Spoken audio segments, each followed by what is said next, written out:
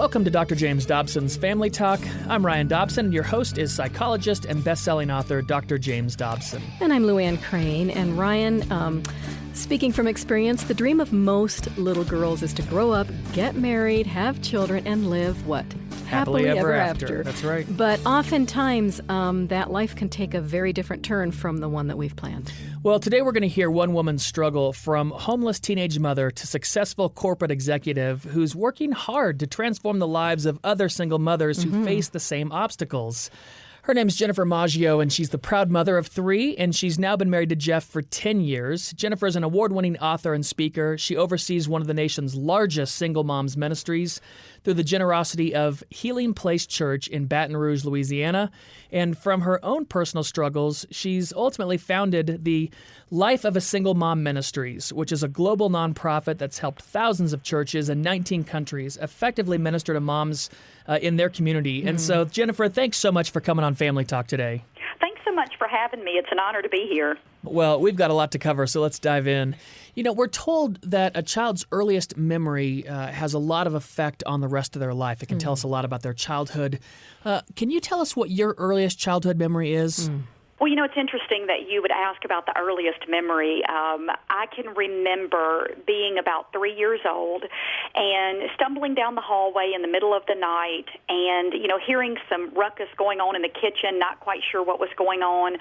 And I stumbled upon a scene that I'll never forget.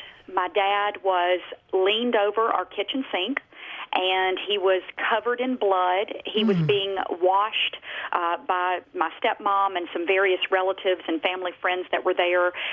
And so I stood there kind of in awe, not really sure what was going on. And as obviously a little toddler, I was scared to death. I was quickly noticed and ushered back to bed. And I can remember laying awake that night wondering if my dad was going to be dead or alive the next morning when I woke up. Years later, I discovered that he was driving drunk, as he had done many, many times before, had driven off into a ravine, and in order to avoid prosecution by authorities, a family had come over to clean him up and stitch his head up and that kind of thing. So that was my earliest memory. My goodness. And later you even found out, too, that part of that alcoholism probably came as a result of masking some other pains as well. Yeah, as is so true when people abuse alcohol, it definitely was masking the pain of having lost my mother just a few years earlier.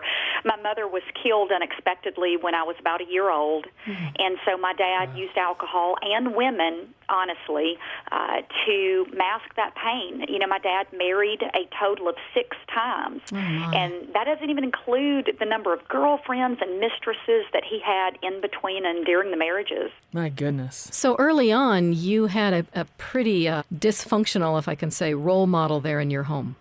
Absolutely, and I don't mind telling you that he did not always make the best choice in wives, and that's almost an oxymoron to say that, but, you know, he chose women that were broken as well, and so for many, many years, I suffered abuse at the hands of step-relatives and some of those stepmothers, and, you know, just as soon as I would get used to a new mom, it seemed that another mom was being ushered in.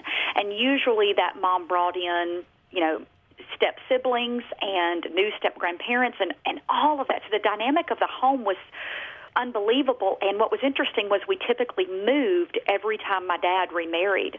So no one would have had any idea. We cleaned up very well. We went to church every Sunday, if you can believe.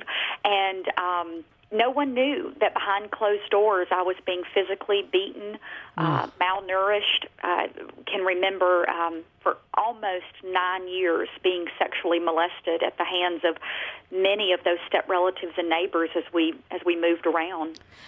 So it might not surprise anyone to find out that as a relatively young teenager, you chose a pretty poor path. Explain that. Yeah. You know, as a mother of teenagers now, it's so hard to even fathom some of the things that I chose in my life. But at 13 years old, I was so desperate for someone to love me, so desperate for value. And although I was raised in church, I just there was that missing link. I hurt, I ached, I missed having a mother that loved me and cared about me. So I started having sex at 13 and went from one dead-end relationship to another, giving myself over sexually to those usually much older young men. And life was spiraling out of control. I drank, I just partied, all of those things that teenagers can sometimes choose to do to mask the pain of other things that may be going on in their life. Jennifer, for those who are unfamiliar with situations like this, I think sometimes as we go about our daily life, we see a single mom or we're in church and we think, oh, well, this is the bed you made, you got to lay in it, so to speak. But talk about the path that you were taking, you were looking for something. It wasn't just, hey, I want to have sex, I want to enjoy myself, I'm going to go have a good time. You were looking for intimacy, you were looking for stability, you were looking for a positive male influence in your life. You were looking to escape the life that you had grown up in. This wasn't just, a haphazard thing. This was a lifelong search for you. Oh, absolutely. You hit the nail on the head. I have often said that it is very easy for us as the body of Christ, as believers who are free, who are living a Christian life and trying the very best we can to serve the Lord, to look upon others and make a decision about their life and make a decision in judgment about how they arrived. But the truth is, we've all made a bed. We've all made that bed to lie in some regard, whether it be a secret sin. When you have children outside of marriage, that's a pretty public sin. And it would be no different than someone who behind closed doors may be addicted to pornography, or there may be infidelity going on in a marriage, or so many of these things that we keep secret. There's no difference. The Lord sees it all, and certainly there are consequences to behavior, but we really, what I have been such a proponent of is understanding that regardless of the decision that resulted in the behavior, that we meet people where they are and bring them the love of the Lord where they are. Well, Jennifer, you even were one of those who kind of had that secret life. I mean, take us back to your story. While you are here in high school with all of this promiscuity, you were even the valedictorian. Is that correct? It is. Typical perfectionist, trying to control the things that I could control, because obviously I could not control anything that was spiraling out of control in my home life and behind closed doors. So I could control my grades and I could control performance. You name the achievement in high school, I probably earned it. High school valedictorian, class president, homecoming court, sweetheart court, every club. I mean, my college resume was filled to the brim. And actually, graduating high school valedictorian, I had scholarships to go to colleges all over the country. And I understand you were pregnant at this time? I was pregnant at this time. What most people did not know, as I walked across the stage to get my high school diploma and several accolades, I was carrying a baby, and I had not told another soul. I actually had been pregnant twice in high school. I had miscarried both times. So this was my third pregnancy. I was about 6 months along. Oh, my goodness. You were 6 months along, valedictorian, multiple scholarships, multiple awards, class president. You're 6 months pregnant, and nobody has any idea. Nobody has any idea, and had no prenatal care, and we know how healthy that is of a choice to make. But I guess I convinced myself that this would go away. I mean, I was just in complete denial. I was confused. I didn't know what the next step was. And you had nobody coaching you at home. I had no one coaching me, and really, if I'm being honest with you, there was such a fear of what my dad would say, and there was such a fear of disappointing him and really what his reaction would be, that I just didn't know. I didn't know what to do. I finally gained the courage to tell my dad that I was pregnant. After I graduated high school, within just a couple of weeks, I actually called him on the phone. I was visiting friends out of town, and I just thought that was the safest thing for me to do. And his exact words to me were, "Have a nice life." Wow. He hung up on me. He hung up. He hung up on me. I was not permitted back in the family house. I was not permitted to get the few family items that I had. I mean, I found myself at 17 years old homeless. I found myself friendless. and very little family support at all. So you're dealing with all of this grief, all of this unknown, not knowing how you're going to proceed, and yet you have all these accolades, and someone would think, okay, well, go on, give birth to the baby, and continue.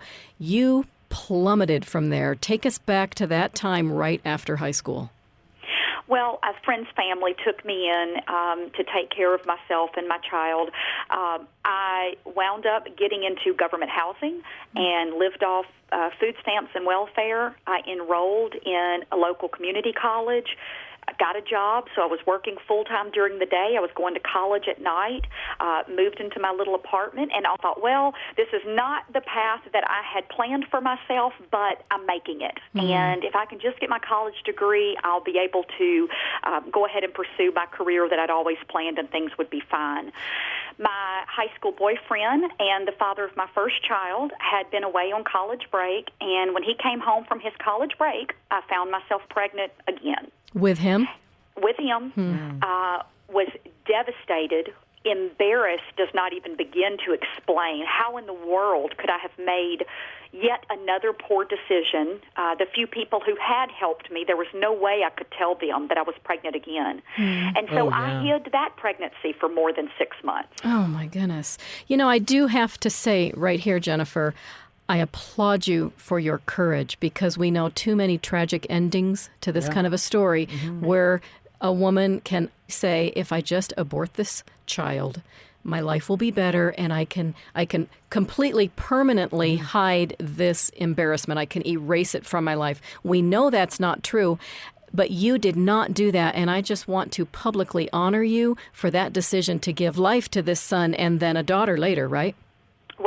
Right. Thank you for that. But and I want to be honest with the listeners today and say it wasn't that it never crossed my mind, because it did. There were times when I just I thought maybe that was an option. And if I'm being really transparent, I would tell you that part of me is so desperate to hold on to this relationship with my kid's father. I thought maybe this child would bring us together. And so part of it was maybe a selfishness on my part of having the white picket fence and the happy family that I never had. Mm-hmm. Is that pretty common? That is absolutely, it's the same reason that women stay with abusers. It's the same reason that children desire the approval of their fathers. It's that need to belong in relationship and in family. And yet, Jennifer, if I understand, it was this same relationship with the father of these two children that kind of brought it to a crisis at some point, right? When you finally had to realize, I can't take it anymore. It cannot get any worse than this. Describe that night. Yeah.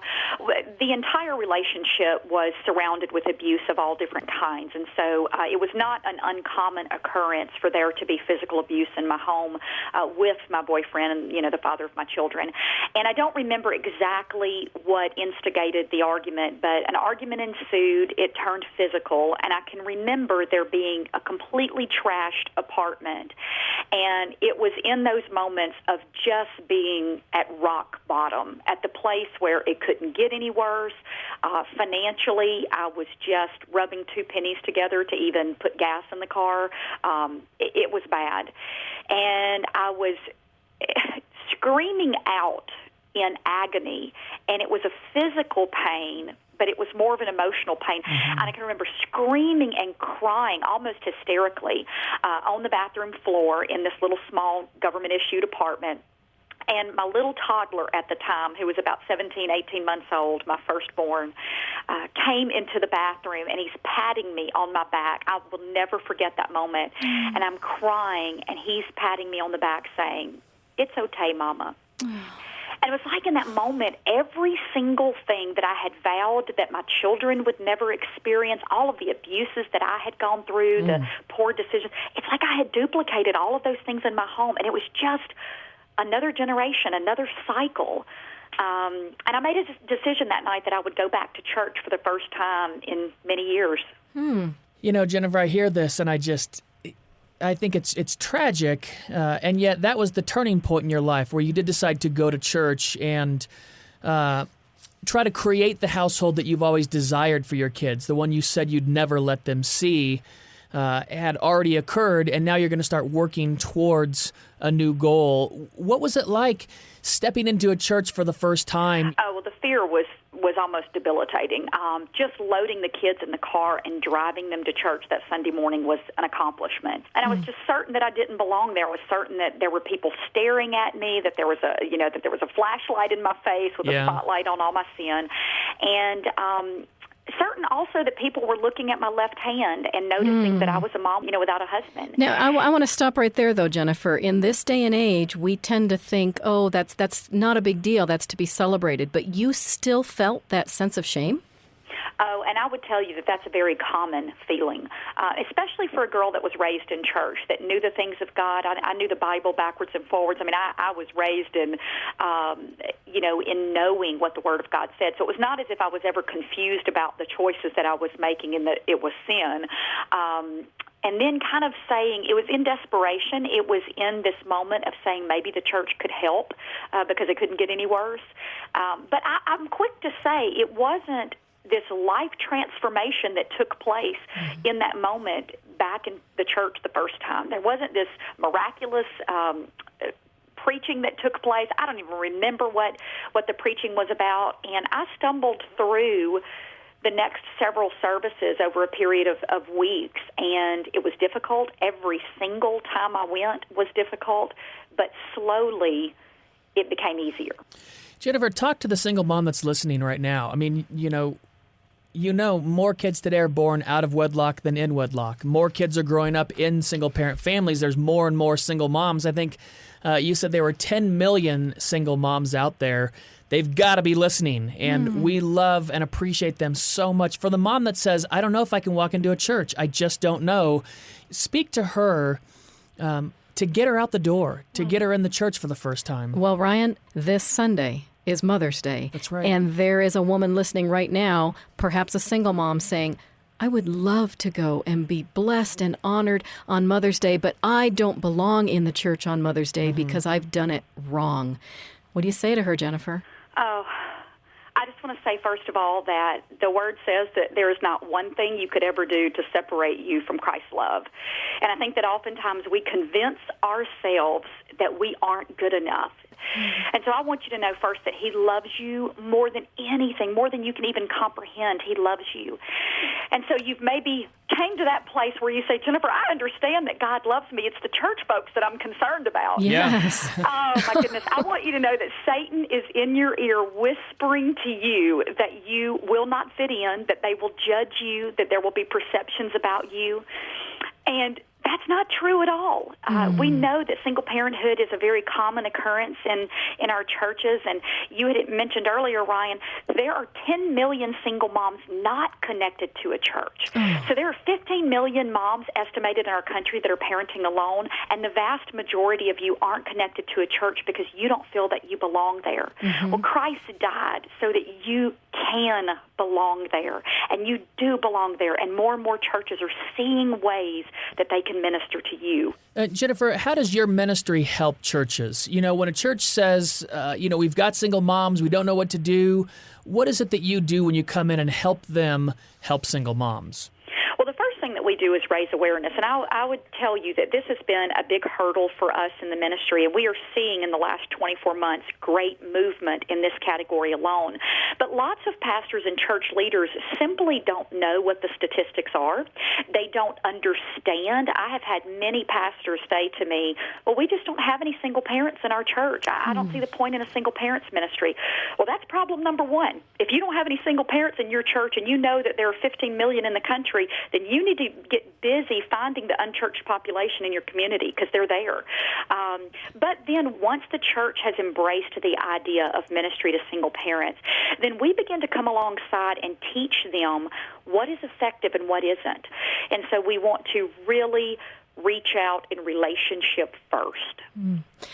But, Jennifer, for someone like me, when I go to church on Sunday, this coming Sunday, how can I reach out? Okay, I don't want to make a laser beam towards a woman there that doesn't have a man next to her, but give me some practical ideas. How can I help identify who these hurting women are when you've even said it's very easy to hide it? How can we come alongside them?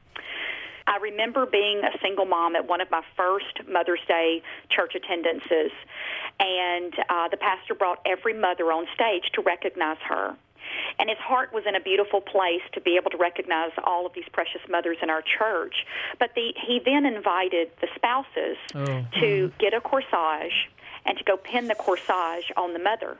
And so I stood there for what seemed like an eternity with no one pinning a corsage on me. And I was debating on whether I should go get my own corsage, should I sit down, and here I am on stage. And we get stories like that every day, and especially around Mother's Day. And so we want to be real sensitive, as you mentioned, to the needs of the mother. But, the Holy Spirit is just the best direction that we can have. Sometimes it's just a hug, a held hand, a prayer, just recognizing, I just want you to know I'm praying for you. I just feel like the Lord's just laid you on my heart to pray for you. As simple as that. But we do not want mothers alone. We don't want mothers walking alone. That's for certain. That's right. Jennifer, was there somebody in your church, someone that reached out to you that gave you an anchor there? The most beautiful woman that I am still in relationship with to this day was a widow. And her husband had pastored a church for many years, died unexpectedly, and left her with 3 children. And she was my Sunday school teacher. And she was much older than myself, but she locked arms with me. And actually, that Sunday morning that I spoke of, where I was standing alone when pins were being distributed for the corsage, she had someone in the church to walk over to me to pin my corsage. She noticed me. And it was only because she had walked that journey herself and knew what it was like to be alone in her parenting journey, but she's been so special to me through the years. Well, that's often how it's birthed, isn't it? You know the pain of raising children alone, and that's what's motivated you to reach out to thousands across the community, hasn't it? Yes, absolutely. Jennifer, hopefully we've motivated some pastors and church leaders today to recognize the plight of the single mom in their congregation. What are the first few steps they can take to implementing something in their congregation? Well, that's a great question. One of the things that I would say is that lots of churches have recognized the need to minister to single parents in annual events such as Mother's Day banquets or single mom car preps or Christmas parties, and those are all wonderful starts. But I want to challenge churches that are already doing those to take it a step further and establish a support group in your church. Call it whatever you want to call it, a single mom Sunday school class, a single mom's ministry, single mom support group, but give these women a place to connect and fellowship.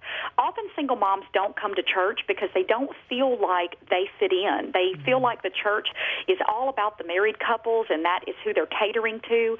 And so when you have a single mom support group, that gives an avenue for women to be able to come and fellowship and connect. And I would imagine that child care would be a huge component of that. That is such a beautiful point. I've heard churches that establish single moms ministries and then don't provide child care, and it kind of defeats the purpose. Well, and right here in the close, I want to acknowledge that probably one of the greatest needs for the single mom is just exhaustion. I can't imagine. I am not single, but I have been exhausted just trying to juggle all of the balls, and these women are most likely working a full-time job, possibly 2 or 3 jobs, as you said, rubbing pennies together to pay the rent, have several children around their knees. They are fatigued, and one of the greatest things we can do is reach out and relieve that burden. Absolutely. I often thought that if I could just sleep in one Saturday, that my life would be forever changed.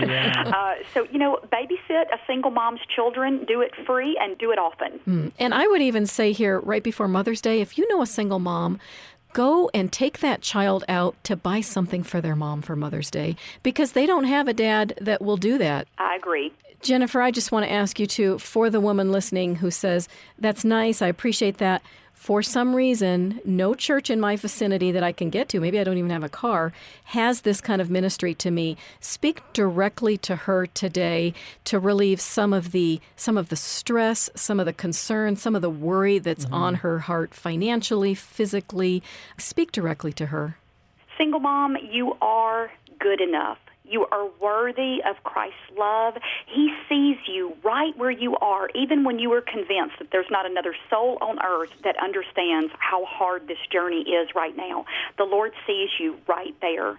And it's important that you understand that although right now the journey is long and hard, it is still simply a season. And before you know it, you will be out of that season, and you will be able to look back and encourage another mother that finds herself right where you are today. And again, our thanks to Jennifer Maggio from the Life of a Single Mom Ministry. And Ryan, unfortunately, we need to close out very quickly here as we've enjoyed this time so much today. And if you are a single mom and you need a little help, or if you have a single mom in your life that you would like to help, come to our website. drjamesdobson.org is the place to start. We've got a link to Jennifer's book, Overwhelmed, The Life of a Single Mom, as well as her ministry of the same name. And as we've heard, there are truly a good 60 to 70% of single moms who are not in the pews next to you on any given Sunday morning. So we encourage all of you to reach out in that respect. Again, all of this can be found online at drjamesdobson.org or by giving us a call, 877-732-6825.